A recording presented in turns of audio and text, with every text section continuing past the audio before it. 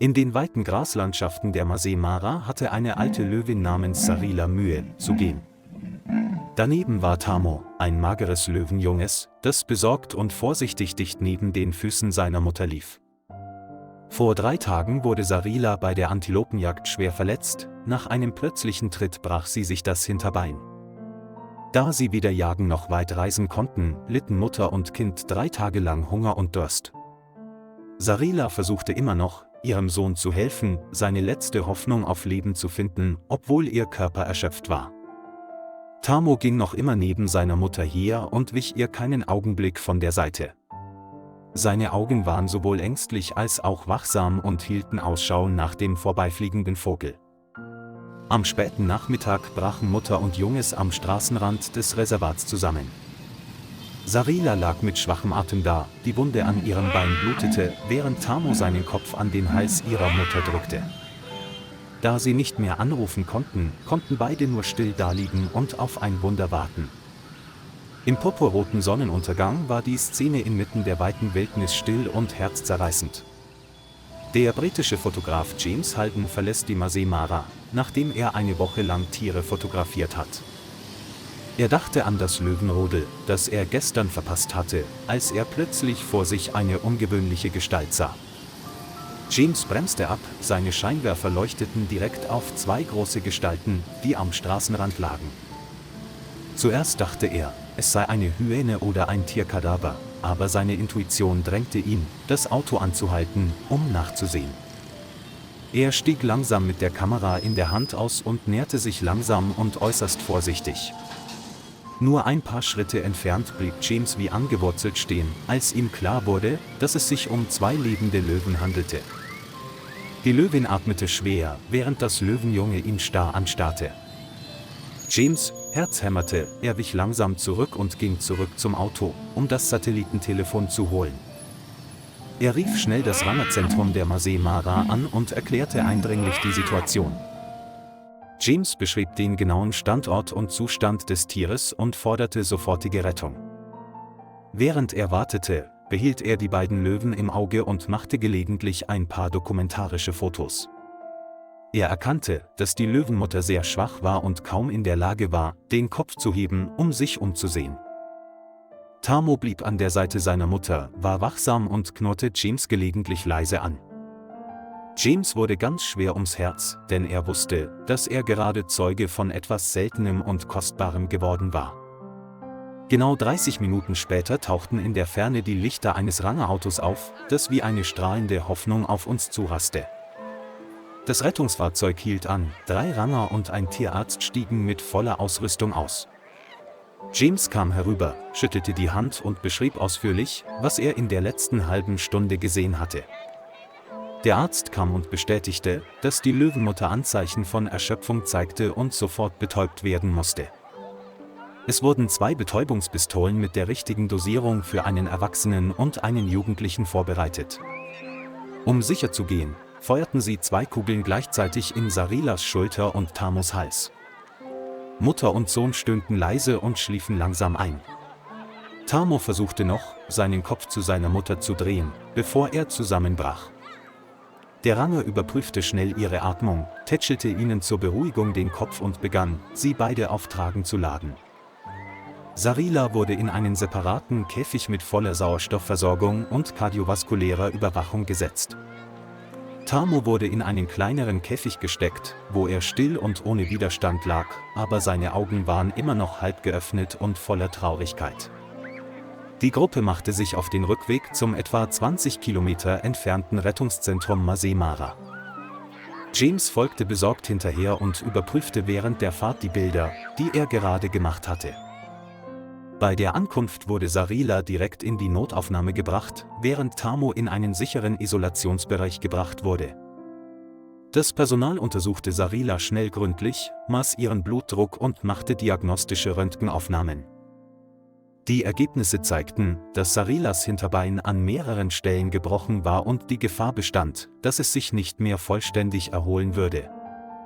Um Sarilas Leben zu retten, beschlossen die Ärzte, noch in dieser Nacht eine Operation durchzuführen.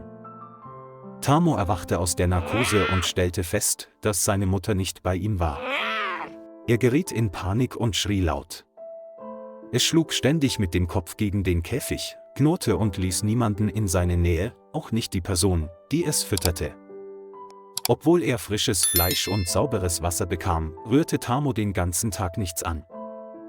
Aufgrund des Widerstands des Löwenjungen mussten die Pfleger weit wegstehen und das Tier per Kamera überwachen. Währenddessen lag Sarila auf dem Operationstisch und die Ärzte schnitten vorsichtig die verletzte Stelle auf. Die Operation dauerte mehr als 4 Stunden. Zur Fixierung der Knochen wurden Metallplatten und Endothelnähte verwendet. Als alles erledigt war, wurde Sarila mit verbundenem Bein und leichter Atmung in den Aufwachraum gebracht. Dr. Kit, die leitende Tierärztin, beschloss, Tamos Käfig neben den seiner Mutter zu stellen. Tamo reagierte sofort, als er die Gestalt seiner Mutter durch die transparente Glaswand sah. Es hörte auf zu knurren, legte sich dicht an die Käfigwand und stöhnte leise, als würde es nach seiner Mutter rufen. Zum ersten Mal seit 3 Tagen hat es etwas Fleisch gefressen, als es allein gelassen wurde. Tamos Ruhe ließ das ganze Team erleichtert aufatmen und bestätigte, dass die mütterliche Bindung über den Instinkt hinausging. Am nächsten Tag wachte Sarila auf, blickte sich um und reagierte leicht, als sie das Weinen ihres Babys hörte. Obwohl sie immer noch müde war, versuchte Sarila, ihren Kopf zu heben und berührte dabei leicht die Käfigwand, als würde sie Tamo auf der anderen Seite erkennen. Alle waren bewegt und verstanden, dass Mutter und Kind nur dann wieder gesund werden konnten, wenn sie nah beieinander waren. Nach 3 Tagen der Genesung begann Sarila wieder zu essen, setzte sich auf und leckte die Wunde an ihrem Bein. Als das Pflegeteam sah, dass sich sein Zustand stabilisiert hatte, beschloss es, den Käfig zu öffnen und Tamo zu sich zu lassen. Tamo schlich auf Zehenspitzen herein, mit gesenktem Kopf und suchendem Blick, und näherte sich dann langsam seiner Mutter. Sarila sah ihr Kind an, streckte sanft ihre Pfote aus und kuschelte ihren Kopf in seinen, wie die erste Umarmung nach einem Sturm. Tamo kuschelte sich an seine Mutter, schnurrte glücklich und machte alle sprachlos. Einige Tage später wurden Mutter und Kind in einen halbwilden Käfig gebracht, wo es Gras und natürlichen Platz gab. Sarila begann, vorsichtig in dem abgegrenzten Bereich zu gehen, immer noch hinkend, aber widerstandsfähig. Tamo rannte um den Käfig herum, drehte sich gelegentlich um das Gesicht seiner Mutter zu lecken, und erkundete dann weiter die Baumwurzeln. Mutter und Kind genießen den Sonnenschein, das weiche Gras und die Freiheit innerhalb der sicheren Grenzen des Menschlichen. Es war das erste Mal, dass sie in echter Wildnis leben konnten, ohne Angst vor dem Hungertod haben zu müssen. Sarilas Wunde heilte, aber ihre Jagdfähigkeit war verschwunden und sie konnte ihre Beute nicht mehr verfolgen. Die Leitung beschloss, Sarila als lebendes Symbol des Reservats in Langzeitpflege zu behalten. In der Zwischenzeit wurde Tamo in ein spezielles Trainingsgebiet für verwaiste Löwenjunge gebracht. Hier werden Tamo Fähigkeiten wie das Erschnüffeln des Windes, das Anpirschen von Beute und das Analysieren von Spuren beigebracht. Die Ranger stellen Tamo hypothetische Situationen vor, damit er lernt, Herausforderungen zu begegnen und zu überwinden.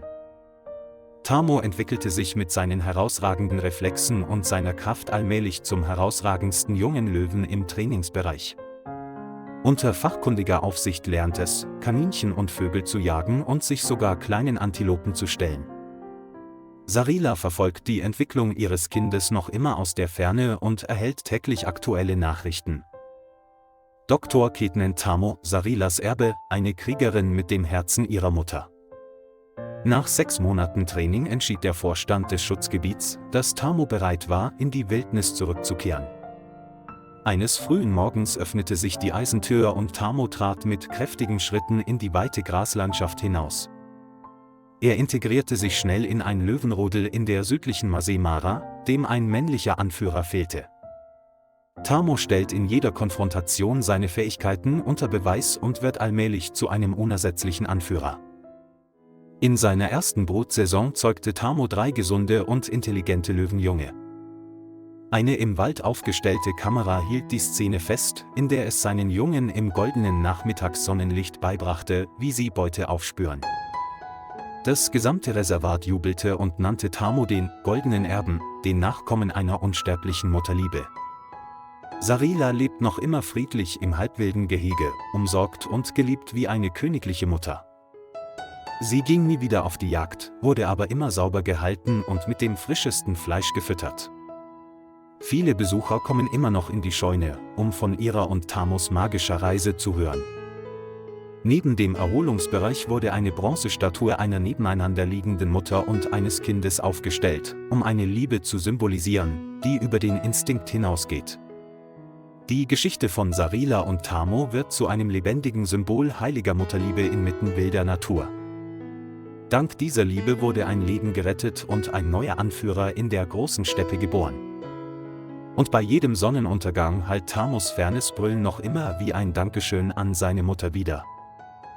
Was denkst du über diese Geschichte?